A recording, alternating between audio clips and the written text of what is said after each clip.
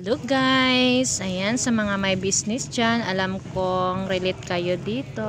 Ito yung morning routine natin, yung magpapalina tayo. Ayan. Papalina muna ako guys.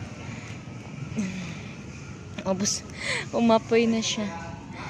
Ayan yung ano namin, yung mga may business dyan is super relate yan sila. Kami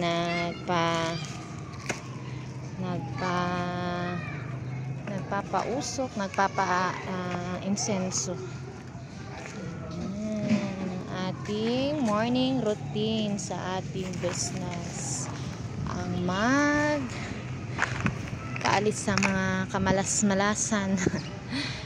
Ano naman yung iniisip natin is yun din ang magiging law of attraction.